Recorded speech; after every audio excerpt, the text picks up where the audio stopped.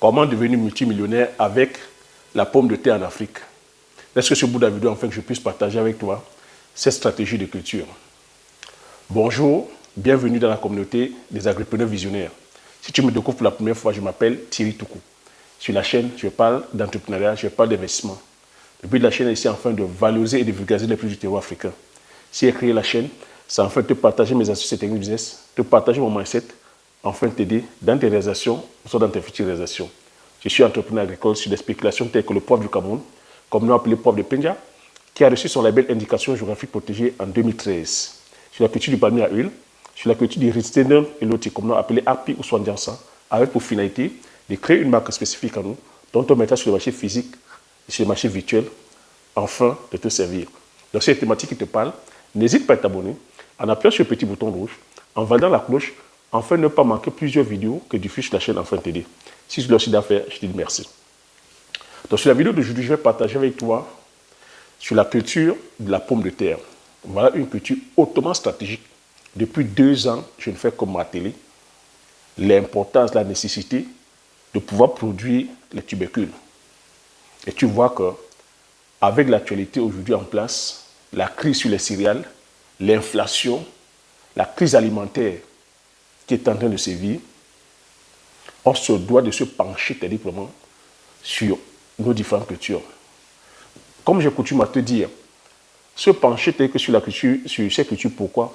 Parce que sur le plan du rendement, ça a un fort taux de rendement. La pomme de terre a un rendement de moyenne de 20 tonnes l'hectare. C'est une culture aussi qui est hautement rentable à l'hectare, donc 10 millions. Donc tu te vois, voilà, sur un hectare te rapporte 10 millions.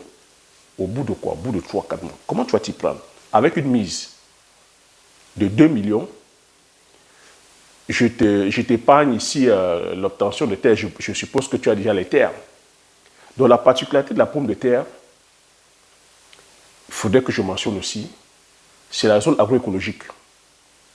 Bien entendu, je vais te demander pour cela de t'imprégner, de t'informer, de faire tes recherches, de t'entourer des experts. La culture de la pomme de terre, c'est une culture qui est maîtrisable aujourd'hui en Afrique.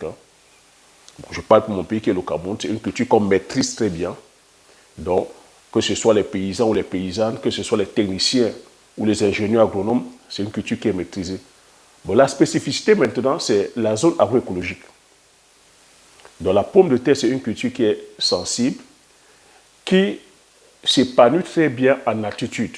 Donc dans les zones tempérées, les endroits où il fait frais.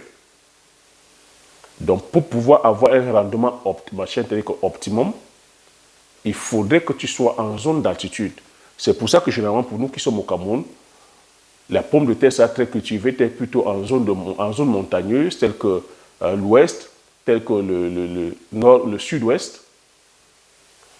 C'est pour ça qu'on a des régions comme Bambouto, c'est-à-dire que la région de Tchang, très réputée telle que pour la pomme de terre.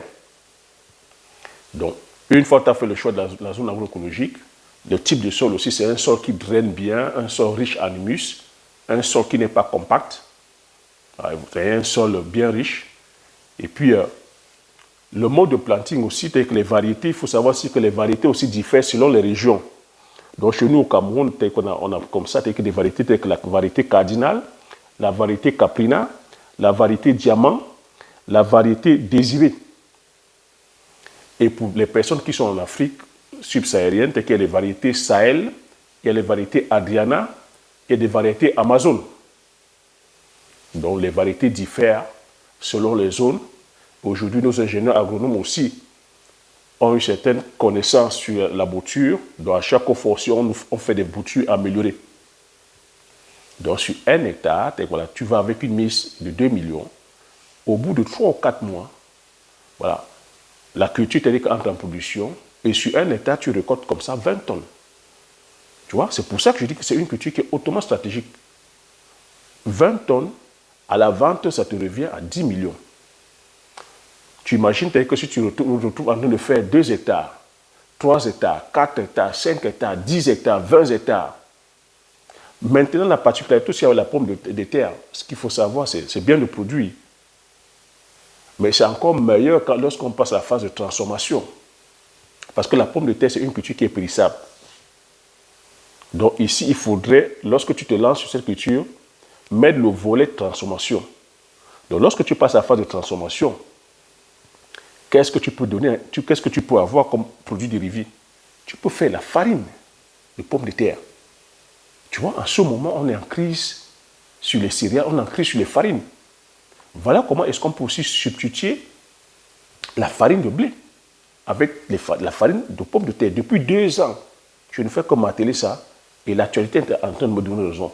Donc tu imagines si tu vas produire les pommes de terre et que tu passes à la phase de transformation et que tu te retrouves en train de produire la farine, le prix de 10 millions que j'ai donné à la base pour un hectare, c'est lorsque tu vends les boutures comme ça, sans transformation. Imagine maintenant si tu passes à la phase de transformation, le prix sera multiplié par 3. Le prix pourra être multiplié par 3 ou par 5.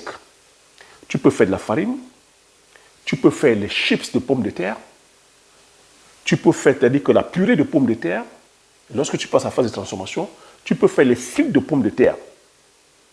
Tu vois? Et dis-toi qu'à chaque fois où tu transformes, le prix peut être multiplié par 5, par 10, par 20. Parce que tout dépend maintenant de la qualité du produit, tout dépend de comment tu vas packager ton produit, tout dépend de ton branding, tout dépend de comment comment tu vas, je vais dire, comment tu vas brander ton produit. Ce prix de 10 millions que j'ai mentionné au départ, lorsque tu produis, que tu vends tes boutures, tu peux multiplier ce prix par 10 lorsque tu passes à la phase de transformation. Et aujourd'hui, sur le plan stratégique, si on veut lutter justement contre, ou si on veut réduire les importations massives de céréales, de blé ou de soja ou de peu importe les dépendances que nous avons en termes de céréales extérieures, on se doit de produire nos boutures, ces boutures telles que les pommes de terre, telles que l'igname, j'ai dit, telles que la patate, telles que le plantain, tel que le macabou, le taro, tel que le manioc, afin de pouvoir pallier à la grosse crise qui nous menace. Donc voilà l'idée de culture que je voulais partager avec toi sur cette vidéo. J'espère que tu as aimé, j'espère que tu as appris des choses. Si tu as aimé, laisse-moi un like, laisse-moi les commentaires, donne-moi aussi ton avis par rapport à ce que je viens de partager avec toi. Abonne-toi massivement afin de pouvoir faire grandir la communauté des visionnaires. Partage massivement la vidéo autour de toi afin que vous soyez comme ça plusieurs à bénéficier de ces stratégies de culture. Comme j'ai coutume à dire, l'information c'est la connaissance c'est la richesse. Une fois que tu as ces informations, tu appliques les stratégies et tu passes l'action massivement afin d'impacter ta vie et impacter la vie de tous ceux qui t'entourent. Sur ce, je te dis merci, à la prochaine vidéo. Ciao.